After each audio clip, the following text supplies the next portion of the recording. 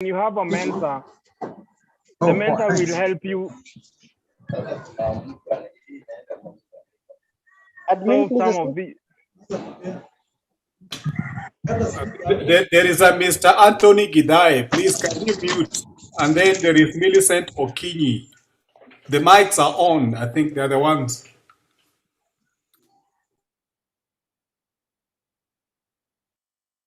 Thank you.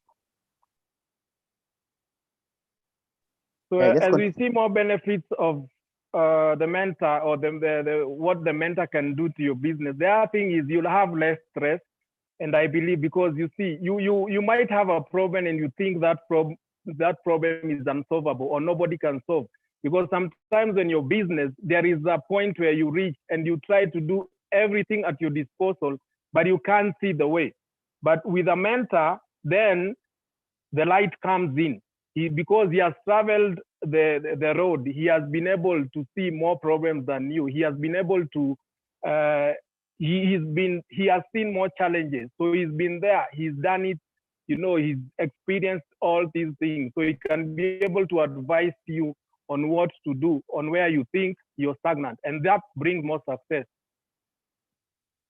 And as I said, when you have trust along the way, there is a huge, you create a very, actually when you're starting in a mentorship relationship, it starts as an informal relationship. But as you get to know each other, as you get to know exactly what you want from your mentor, then you create a long-term relationship. So you have a shoulder to lean on when an issue arises. But we're going to discuss more on the issue of formality and informality of mentorship.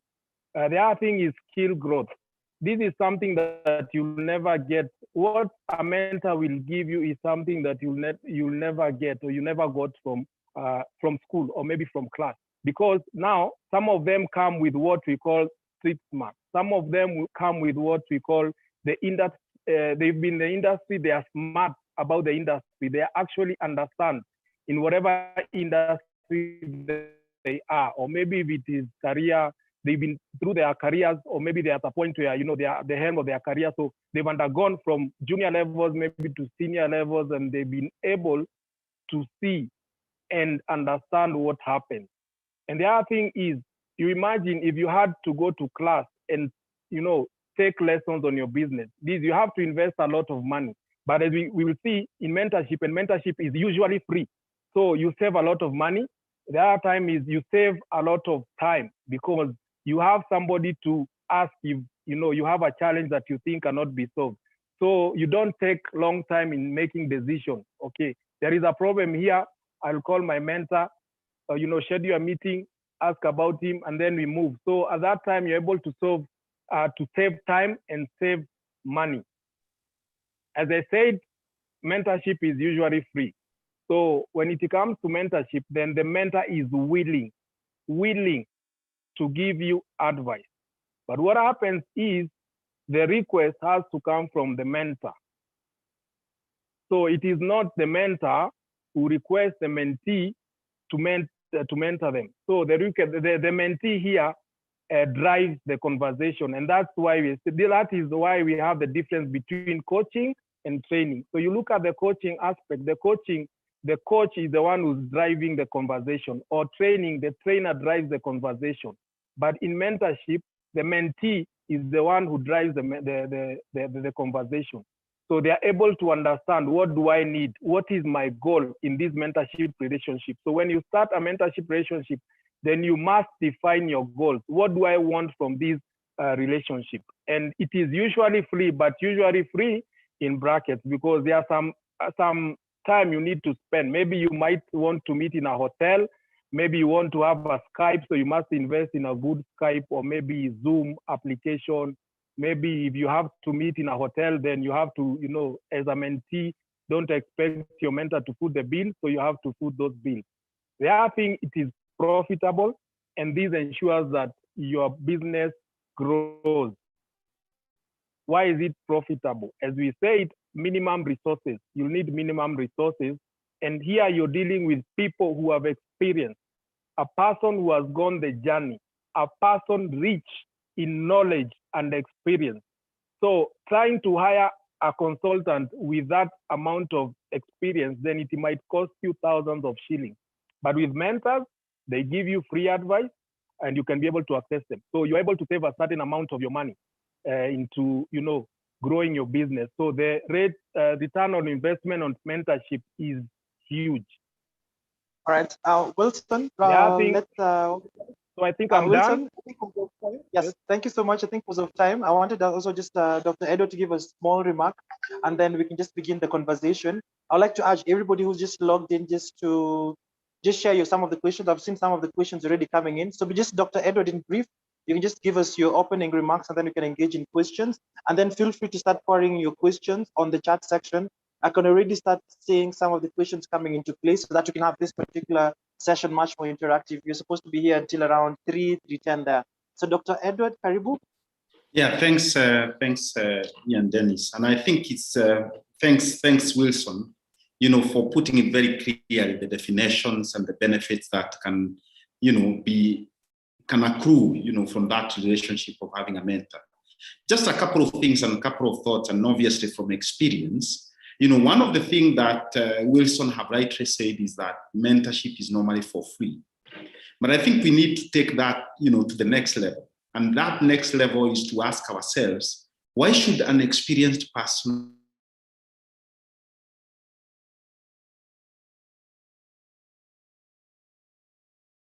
do have a mentor, but that mentor walks with you the first 2 sessions, and after that, then there is not much engagement. Of course, yes, it could be for free, but I think there must be clear, definition of what is it in for each one of you. So it is good that you have a preposition. That preposition does not necessarily need to be money. It could be the difference that you're making as far as your business is concerned. It could also be, the traction that you're getting into your business, and obviously your mentor being happy, with the progress that you're making. And hopefully then in 3 years or in 1 year or in 8 months or 9 months, they will be able to be, proud that they have touched something and that thing have flourished. That could be, one way of what is it in for them. It could also be that, mentors are also, angel investors sometimes. It could be that I'm mentoring you and I'm trying to see the opportunity. And hopefully at one point, we could also get into a partnership. Of course, it needs to be declared in advance. And hopefully then we can be able to have ownership in the business. Or there is one way or the other that which is in for me is very important, and also for you. The second point that I also wanted to clarify, again, coming from what Wilson is talking about, I think there is a huge distinction between mentorship and coaching. So when you talk about business coaching, it is for you, is a coach to help you, ask you the right questions, and hopefully you answer those questions, and then you can take your business to the next level. A coach does not necessarily need to be somebody who have an experience that is, encountered within your business. It could be a general practitioner. It could be even somebody who just have gone through the coaching framework and can be able to ask the right questions. When it comes to mentorship, this is very clear. It needs to be somebody who is experienced, and if possible, experienced within the area that you are looking to, or in terms of the objective. I must also say that, and mentorship, and this is an encouragement to all of us, it's not only for business. So even us as individuals, it is important, that we have those giants that on their shoulders that we are able to stand on and probably be able to see far. I just got a message, from one of the participants, who is Eric Kemani, who is also my mentor, and I don't have a business that I run. Of course, I run KCIC, but Eric have been there to help me walk the journey, and really is to encourage, each one of you, asking somebody to be your mentor, asking somebody to be a mentor in your business, it doesn't cost anything. Remember, one of the principles that I preach is about, the power of asking. It's always about asking, and then these people then can be able to guide you towards that journey.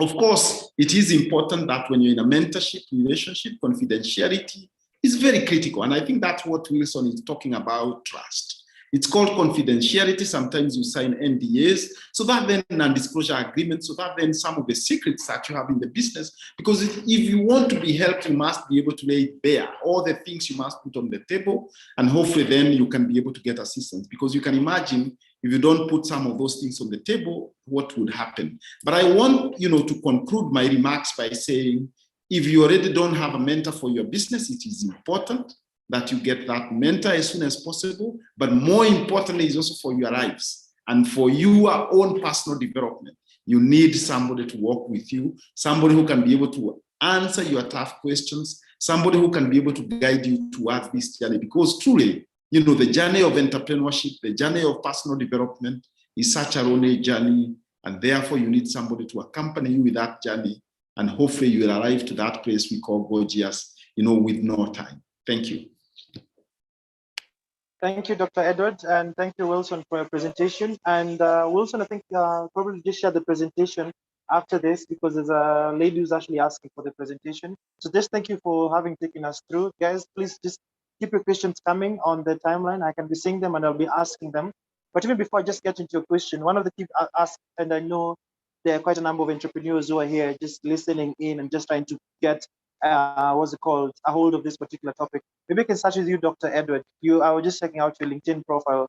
You've been in the corporate world for quite a while. I've seen you started off at KPMG, and I'm sure that's one of the, I'm sure before then there's quite a number of things you've been doing.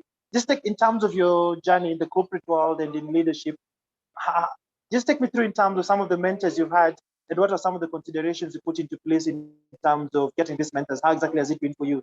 Because right now you're at the helm of one of our really growing and vibrant institution. How exactly has your experience been in terms of mentorship? Yeah, thanks again, Ian Dennis, for that question. And this is not a straight, let me put it this way, it's not a straight jacket. It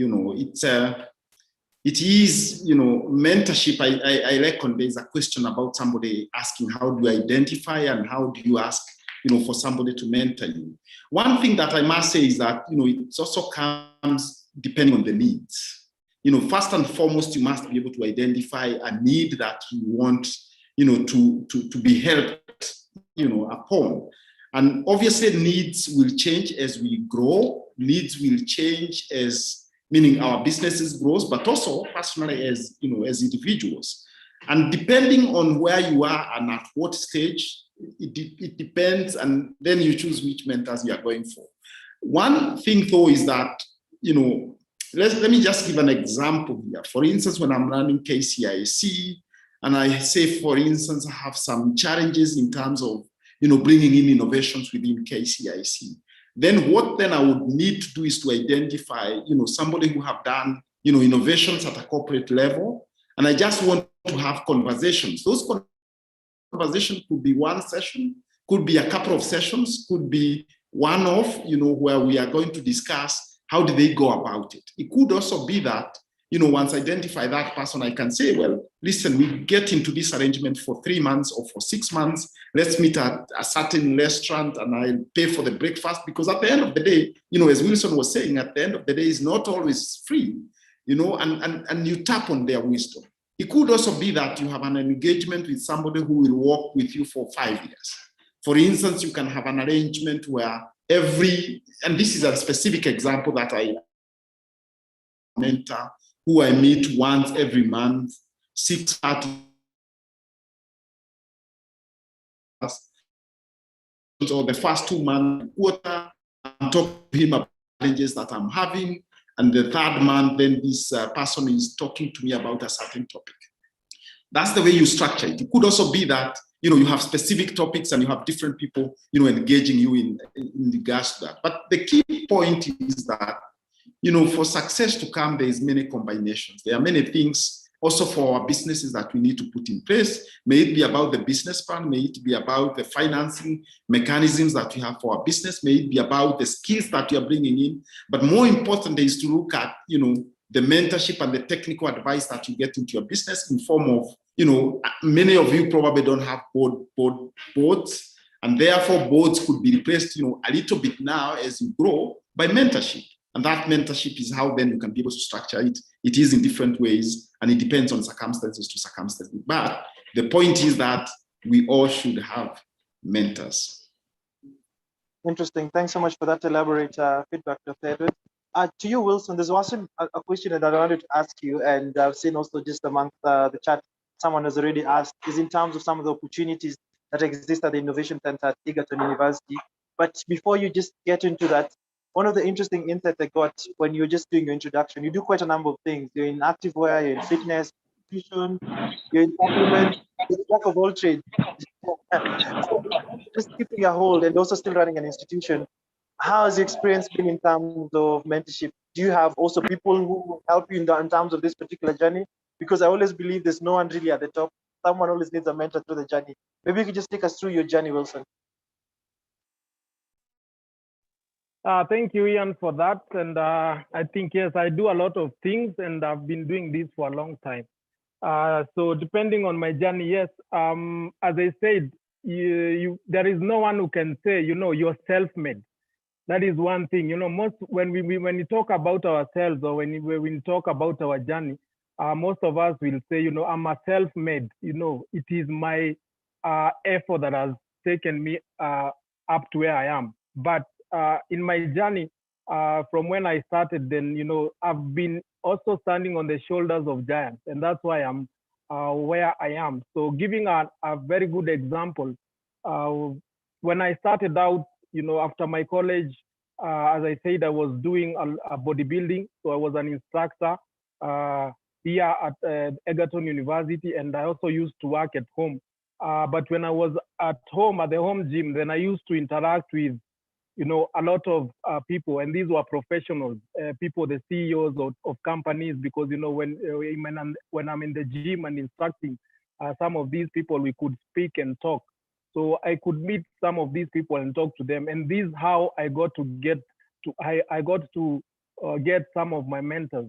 And one specifically was my client at the gym. That's how I started. So after college, I said, I cannot just stand and say I'm waiting for a job. So then I have some skills. I've been doing training for a long time. So why I can just start training people and see. So in my journey, or maybe in my job, then I met this guy. And as we were training, we had a conversation with him, and I told him I graduated from the university just the other month, and maybe I'm looking for an opportunity. And that's how it started. So, and from there, I was told, tomorrow come at my office, I'll do some interview and see whether we can absorb you. So I said, that is okay, I'll come. I went to the office the next day. He interviewed me, and then he told me, come next week. I want to give you. I told him, I'm not waiting for next week. Tomorrow I will come in the office. And from there, that's how our relationship started. So I started out as a volunteer, but I did not ask him to be my mentor. And that is one thing we have to know, that when it comes to mentorship, you don't go and ask a person, I want you to be my mentor. And I think Dr. Edward Mungai has clearly stated that you have to have an objective, you have to have questions. And these are how you start a conversation. You don't say, I want you to be my mentor. So you have to know how to start a conversation. And when you start this conversation, then you have to have goals on exactly what you want to ask from whoever you want to be your mentor. And from now there, after your first conversation, then you're able to build up. Maybe, you tell him about yourself, what you're doing or what you're aspiring to do. And then maybe he'll tell you something about himself, or maybe about what he does. And from there, you ask him, maybe, do you mind me having another session with you? And we can discuss more about this. So that's how you build a relationship, slowly by slow. It's not something, mentorship, as we said, coaching is well-defined, very well-defined, with well-defined goals and with a well-defined time. Coaching is for a very short time.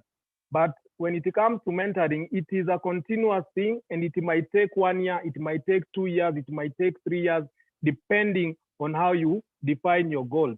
So that's how I started. And after, working for USAID for 1 year, and the other thing is how I met my other mentor is, as I said, I was in the university. I was, doing the bodybuilding competition, and I won Mr. Egerton. So one of my mentors, at the university, he's a lecturer even now. So he asked a friend of mine, I would like to see the guy who is Mr. University. And from there, I went to his office. We met. I told him about myself. And from that's how we started the relationship. I didn't ask to be a mentor. From the first initiation, although it came from him, then I had to schedule other meetings and try to talk to him. And also, try to pick his mind on exactly how he lived his life up to a point where he was able to be at the helm of the university. So I've had many mentors in my personal life. That is my personal development. In my business life, I have different mentors, both from the country and outside the country. And that's how I am able to do different things.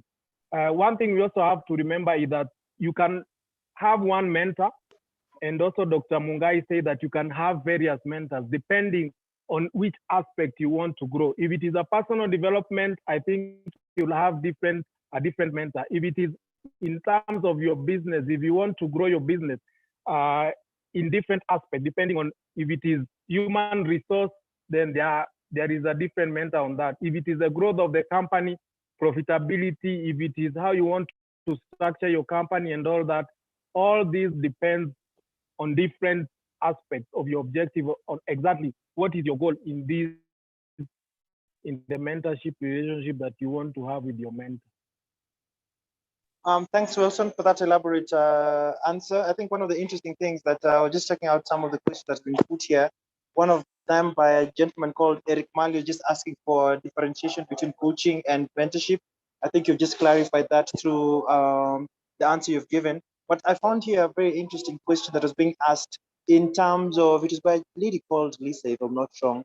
And the question was around approach. And Wilson, you've slightly touched on this, and maybe I can just bring in Dr. Edward into this in terms of how do you approach a mentor? Primarily, you find that in such a forum, probably someone wants to approach you, Dr. Edward. Maybe you've never met them. How do you go about that particular approach and ensure that the approach actually comes out right? Because considering the mentor that you're looking up to, one of the things that I'm just speaking out has to be very well experienced in a particular area. And someone wants to look up, let's say someone is looking up to you, Dr. Edward. What's the best way to go about it? Should someone look for your number and call you? Should someone DM you? Which is the best way in terms of ensuring that someone approaches you right and you actually get to accept that particular request with someone's mentor? Yeah, I think it's very, Ian, this is a very simple question. And I think I already alluded a little bit to it. It's about, the power of asking. It doesn't matter what it is and who it is. You just go and ask. Of course, how you package your ask is very important so that then you don't get a no. But even if you get a no, you didn't have that thing.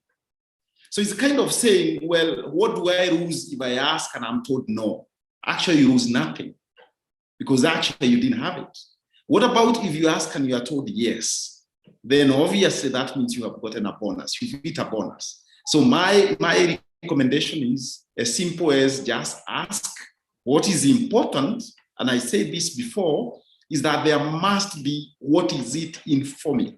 And that what is it in for me does not necessarily need to be money. And that's why then I say the ask, must be packaged in such a way that it is very compelling for Edward Mungai not to say no. Of course, whether you DM, whether you call, whether you send emissaries or whatever you do, that is about asking. The question is, how do you package your ask? But guys, let's just go for it. We will surprise ourselves by the bonuses that we can't be able to achieve by the fact that we are asking. So it's a matter of just asking. And Dr. Edward, one of the things that you've just alluded to is the power of asking, and how you package it is very, very important. What would you say no to? If someone approaches you, what kind of approaches would you say no to? I think maybe that one is actually a more beneficial question in terms of those who are actually listening to this. Precisely. Let me give you an example. If somebody just DMs me and say, Edward, thanks for the webinar today. It was fantastic and I would like you to be my mentor. Believe me, that will be a direct no. Flip that a little bit. If somebody writes, Edward, it was a fantastic session. I really like what you said. This is my business. The aim is, to make a difference to hundreds of people, hundreds of women in this particular area. And this is how I'm doing it. And you describe that process. And then it will make me exciting, to see that truly I can be part of that making of a difference, for livelihoods. And chances are that I'll say, okay, maybe we should set up a 15-minute Zoom call, and I just hear from you, because writing and hearing and saying it are two different things. And that opens door. And before you know it, I'll be saying, yes, I truly want to be, your mentor. So, and you can see, do you see the difference between the two cases? The one that you tell more story about the impact because you know more about impact, there is something in for me because I can be part of that journey. But the other one, you're just, you haven't articulated what is it in for me. Thank you. Dr. Edward, before even I go to Wilson, and Wilson also, this question is going to come to you. There's something quite interesting that I got from one of the questions that I was just perusing through. There's a lady who was asking, I'm looking for a mentor who's good at networking so that they can open doors for me. And one of the things that you've alluded to is the aspect of what's it in for someone. So this lady is looking for a mentor who's going to help them in terms of networking to bring opportunities for them. What's your reaction to that, Edward? And then I can come to you, Wilson, just immediately after. Yeah, and that's why I would I'm a little bit hesitant to say that she requires a mentor. Probably what she requires is a coach. And there's somebody I saw who is asking that how can a coach who doesn't have experience or doesn't have knowledge can be able to help you? I suspect, the reason why she needs somebody who wants networking is because probably she's not, she's not very driven. Well, not driven, but she's shy. She doesn't know where to get these people, and therefore what, in my view, she requires is somebody to ask her questions and ask, for instance, why is it that you need networking? And she will be able to say it will open doors for my business. The second question is, then how comes you are not doing it? You see, when these questions doesn't require me to have done, networking, it requires that I have a framework that I'm using to ask you the right questions. Now, those questions, once you answer them, you're coming up with a solution. For instance, you'll be able to say, I'm not going into the right forums. Then the second question you can imagine will be, what can make you to go to the right forums? First of all is to research, which they are. And then once you get to the forums, then what do? I shrink. I can't be able to go and approach Edward and say, Edward, I want you to help me in 1, 2, 3, 4 things. So that's the kind of the framework that she requires. But, mentorship around networking, I find that, a little bit interesting. I think probably what she requires is coaching, somebody to ask her the right questions and to implement, the answers that she gives around those questions, and so that then she can be able to remove the blockages that are making her not to be able to do that. Of course, it could also be that, somebody can, mentor her overall for her business, but at the same time, one of the areas is to open doors into some places. That also can be able to happen, but it's not, it's not mentorship. It's me going and saying, calling Ian Dennis and saying, this lady want to speak to KTN or to wherever, can you be able to open doors? And then you open doors. But it's not about, mentorship. It's more an ask as opposed to, to mentorship. Thank you. Thanks, but Wilson, you can add on to that. So Wilson, I also wanted you to touch on it in brief. Just go ahead, Wilson, and I'll just follow up with the follow-up. Yeah, I think I'll add on to what and how you basically you approach and somebody to be your mentor. And as I said, as Dr. Mungai said, if you ask me to be your mentor, it will be a definite no. So one thing, as I said, if you want to approach, or maybe you want to approach someone to be your mentor, it cannot be like now you saw me today presenting about mentorship and you want me to be your mentor. Then you have to study your mentor. You have to understand your mentor. You have to go and have a background of the person who you want to be your mentor and understand them. Understand what do they do, what do they like, where do they hang out, what are their interests. Then from there now you're able to structure your first question. If it is Wilson Monene, if you know I like issues to do with fitness, then you can approach me with a fitness side. If it is Dr. Mongai, as I said, if you ask or maybe you tell them that your business is on sustainability, automatically he'll want to be interested and see exactly what on sustainability are you doing and what on sustainability do you want to change the world from. And from that, he'll give you a listening ear. He'll want to know more about you. So, and then if you get that appointment, then structure your questions, have goals, have thought out questions. Don't just go and start a conversation with your mentor, I have this. No, it is, as we said, it is professional. It is not a friendship. It is not something that you think he's my friend now. He has answered my DM on Facebook. Then now we can chat whatever we want. No, it must be on that line that you want to be mentored on. And after the first session, you don't say everything you want in the first session. I want this, and I want this. The first session is creating the conversation. It is starting the journey. So ask, and then from there, maybe you ask them, I only want maybe 5 minutes of your time. And from there, now you ask, can I schedule you a formal meeting with you so that we can talk more about this and that and that and that. And from there now, you're able to start your relationship. Sometimes it blossoms to a friendship, more than even a friendship. And from there, that's now where the lady will get to know about Mungai. And that's where if Mungai and, or me and the mentor, we are compatible and we are able to understand each other, I'll be able to tell you, I know this person and this person. You can contact this person and this person, or maybe I'll call this person and tell them, you'll call them at this time. And that's how you build now your network. But as Dr. Mungai said, I think that in terms of how, the question I saw the question, somebody asking, how do I get networks and, create more network for my business? I think you also need to have a coach on your side in terms of how do you create networks. You need somebody to train you, or maybe to show you how you start to create networks. So if it is not that, maybe sometimes it is you who has a problem in terms of your self-esteem, or maybe how you want to approach that. So he will show you how you develop, how you package yourself so that you can be able to get more networks. So thank you. Yeah, maybe just one, Dennis, just one comment, because I think it's very important. Just one comment, because I think it's very important. I think that's what, Millicent is alluding to. This whole conversation about mentorship. Yes, I know I said it is, what is it in for me? But I think it's what you also put in as an entrepreneur or as somebody being mentored.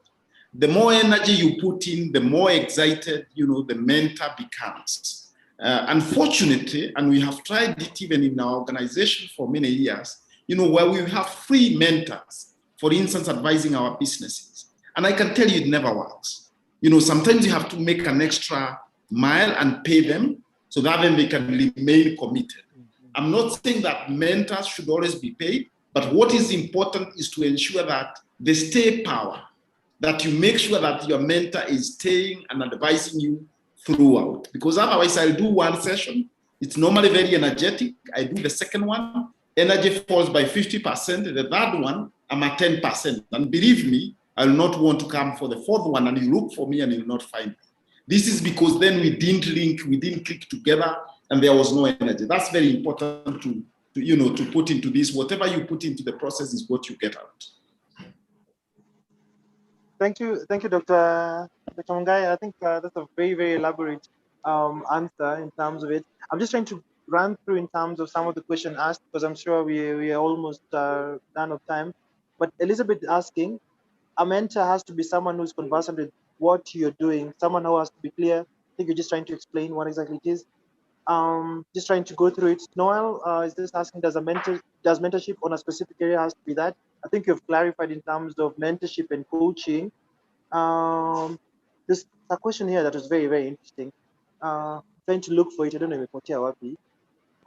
All right, but I'll just get it. But another question I just wanted to ask you, Dr. Edward and also just Wilson.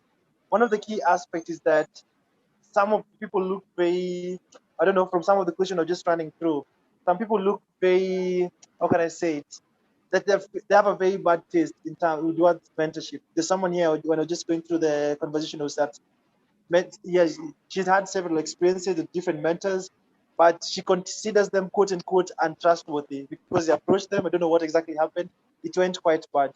I don't know, maybe you can just clarify, maybe if you've had several experiences on the same, whereby you have a mentor-mentee relationship, whereby maybe it works out, as you mentioned, and then maybe the energy goes down at a period of time and leaves a sore taste to the mentee.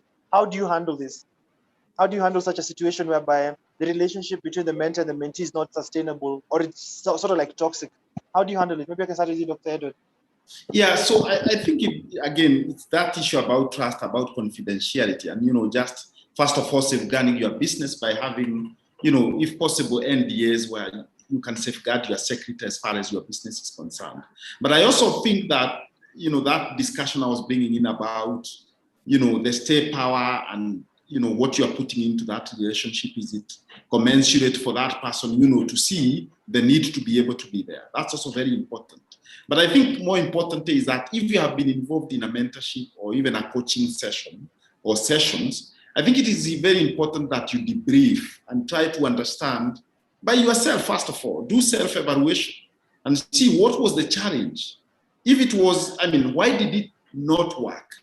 And based on that, then probably you'll get a few highlights, which then will help you, to manage the next relationship. I can tell you I have had more than 10 mentors over, the last 3 or so years. And all of them, they are looking forward to come to my conversation. I'm looking forward to go to the conversation. And it's all about, what is it in for them? And secondly, is for me, going even beyond, what they are telling me to do. For instance, also check when you get mentorship, do you go back and report, tell them this is the impact my business have had, from the last conversation.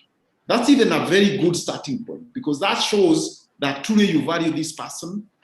But if it's all about drawing out, and I think Wilson articulated that point, that mentorship relationship is not always about receiving. It's about receiving, and it's also about giving. And that's how you can be able to strike that balance about what is it in, for the conversation. Thank you, Dr. Edward. Wilson, there's a question, actually was just quite a number of questions that was specifically for you with regard to some of the opportunities that exist at the Center for Innovation for Livestock at Egerton. So do you know what exactly are some of the opportunities that do exist at for mentorship within the Innovation Center? And also how can one submit their particular innovations at the center? Because I think those are some of the questions in relation to the Center for Innovation. Probably you can just answer that. Okay, so for us, I think at Quedlib, we have a lot of opportunities and we have a lot of openings for startups and SMEs that want to develop their business. So I think we are open all year round. We take businesses and startups all year round. So when you come in, the first thing you have to do is you have to pitch your idea so that we can have, we have evaluators who evaluate your idea and see whether it is fit to be incubated. So remember, we are not just incubating any business for the sake of incubating any business.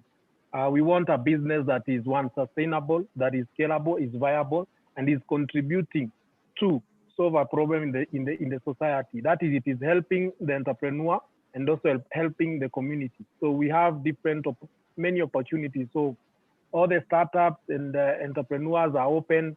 You just come and pitch your idea. Don't think your idea is bad, but come pitch it to us. So sometimes what we see, some come with an idea, but we can iterate the idea. So it doesn't mean that your idea is not viable, but we can help you, we can advise you. So on how we see your idea. So sometimes you might come with an idea and we tell you, no, we see this idea, if it is structured in this way, then you'll be able to create more impact. So we are open at any time. And I think as all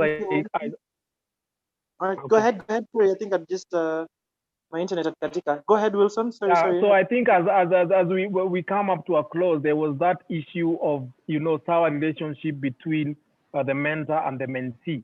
So I think what happens is, one, as I said, one thing, it comes from you, from when you started the relationship. You didn't do your homework well. Maybe you didn't do your background checks well. You didn't align your goals to the mentor that you're trying to have. And as I said, and as Dr. Mungai is trying to say, is that mentorship is driven by the mentee. It is not the mentor who drives the relationship. So the drive must come from the mentee side. If I give you an assignment as a mentor and we discuss today about how you're going to implement that the assignment or maybe a milestone, then it is not for me as a mentor to come and ask you. You're supposed to tell me, to report to the mentor and show them that you're growing. Remember, the mentor also wants to grow in terms of leadership, in terms of, the impact he's also creating in the society. as I said, it's a mutual relationship. The mentor gives you his experience, his knowledge, his journey, and you help him also grow. He might be growing in terms of his leadership skills, in terms of impact, because sometimes you see mentors, most of them have already achieved more, but they want to give more to the society. But if the mentee is not active, he's just complacent, he's waiting for the mentor to call, to schedule meetings and all that, it will never happen. And most probably it will end up breaking out, because then the mentor will not even want to pick your calls, because if he tries to schedule a meeting with you, he knows or she knows that at the end of the day, you're not going to report, he's not going to see any milestones. So when you're getting into a mentor-mentee relationship, remember, as a mentee, you're the person who's driving the relationship. You're the person who's trying to encourage also your mentor to continue with that relationship. And as I said, if the relationship is well-defined and well-defined goals, sometimes we have contracts within the relationship. You can have, once you get to know your mentor, then you can create a contract and also an NDA to safeguard your business information and all that. And now structure your meeting and say, I'd like you to guide me for the next 3 years. And after that 3 years, then that contract has ended, and that is how you create it. But if you just came in and you didn't have goals, you didn't have objectives, you're just there, trying to be guided by somebody you think has experience, then at the end of the day, you might find that relationship will be sour or maybe go south, as they say. Thank you. Interesting. Thank you, Wilson, for that clarification. And just as we come to an end, because I've seen it's already 3 o'clock, probably just the next 5 minutes, and then we close. Dr. Edward, there's an interesting question that was also posed here in terms of the Kenya Climate Innovation Center. How exactly are some of the opportunities that do exist, and how does one come about those particular opportunities? Probably you can just expound to that as we come to an end. Sorry, Ian Dennis, I just missed that because I was trying to reply to somebody about whether he can become a mentor. Can you repeat the question again? The question was in regards to some of the opportunities the Kenya Climate Innovation Center. What opportunity exists, especially for entrepreneurs in the agribusiness world, and also how does one get a hold of such opportunities? Yeah, so we have tons and tons of them. You just need, if you don't mind, you can go to kenyacic.org. For instance, we just closed one, which is called the Green Bees Program. But very soon in September, we are going to open up, one specifically for agribusiness. So I would request that you get tuned into, our website, which is kenyacic.org, and you'll be able to see, various options that we do have there in terms of helping entrepreneurs around, renewable energy, agriculture, water management, commercial forestry, and waste management. Interesting. Thank you so much, Dr. Edward. Thanks so much for Wilson for this conversation. Unfortunately, just to set for an hour.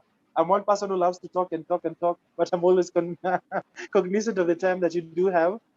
So one of the requests was that Wilson could just share the presentation you have shared. I'm sure this particular session is being recorded, so it will also be shared onto all the persons who've attended this for this particular event, so that we just get to listen into this conversation we've had. I'm sure you're going to have more and more of this. It was not as elaborate because of the time that we wanted to be, but it was very, very interesting and insightful, I believe, to all of you. So thanks so much, Dr. Edward. Thanks so much for Wilson. Maybe I can just pass on the baton to Ken, just trying to pick the event from here. Ken? Okay, thank you so much. Thank you so much, Dennis. Thank you, Edward and Wilson, for such a very, very interesting session and discussion. Now, before we wind up, in this session, there is one person who is a mentor to so many people, and as many as Edward has also mentored. So I want to invite Professor Alexander Kai from Egerton University just to give you around 30 seconds of a closing remarks. Professor. Hey, Ken, how sure are you that I'm around? I know, I can smell you. I can smell you here. Yeah, but, you've just ambushed me, but as they say, professors always have something to say anyway.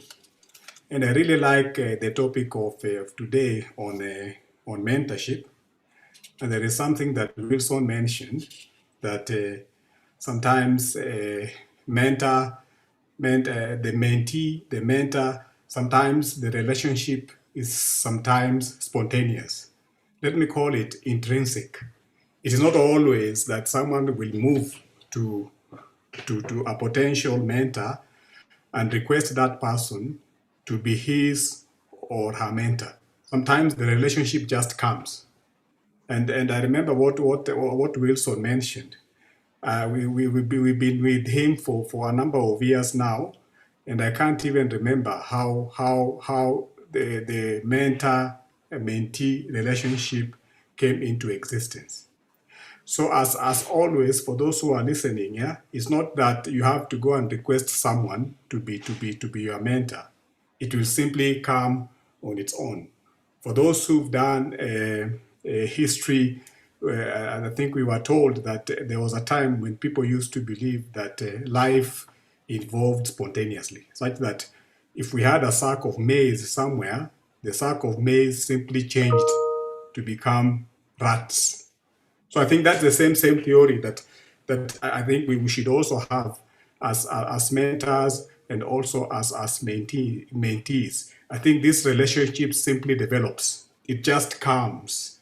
And when you are in such a relationship, I think that one is a better relationship than a relationship where you go and request someone to be your mentor.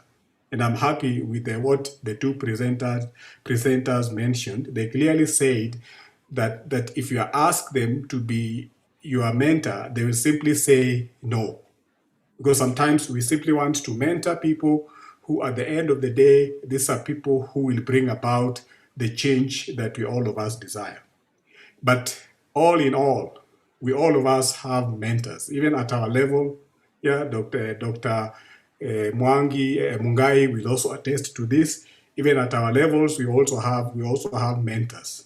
So it is a very, very important person for someone to have in his or her life. So let me take this opportunity to thank all of us for this wonderful session. I know we expected maybe to be together for a number of hours, maybe 2 or 3 hours. But what I'm happy is that within this 1 hour, I think we've all understood what it means to be a mentor, and we've all understood what it means to be a mentee. So it is now up to us to do all that appertains to what we've had today. So thank you very much, Ken Oma. And I wish you told me that I will talk, because with me I was just enjoying myself, seeing some of the people that I've mentored, including yourself. Yeah, so if I knew that I was saying something, I could have disappeared earlier. I'm just joking, but thank you very much, Ken Oma, for this opportunity. And what we really need to do, I think, we'll be meeting more frequently. Yeah, because from where I sit, I strongly feel that we, the older generation, I think we really have a lot of work to do to mentor the younger generation, because they always say that is the future. But with me, I always say the younger generation is the present. So let the older ones with the experience, let us continue mentoring the generation that is coming after us. So thank you very much, Ken Oma. Thank you so much, Prof, for that very wonderful closing remarks. I didn't want to prepare you. I know you talk until until it's even 4. But I think it is good to ambush you because we get you raw. So thank you so much, team. Again, thank you all the participants who have come today for this session. Indeed, as Professor said, we will endeavor to make these a series in a way that we can have a couple of topics around mentorship to be able to just build on what has been discussed today. So I think from all of us from KCIC and from our partner CoilLib, Center of Excellence for Livestock Innovation and Business, we thank you so much, and we want to wish you a very good week ahead. So you're all free to leave at your own pleasure. Thank you so much. Thank you. Bye. Thank you and bye-bye.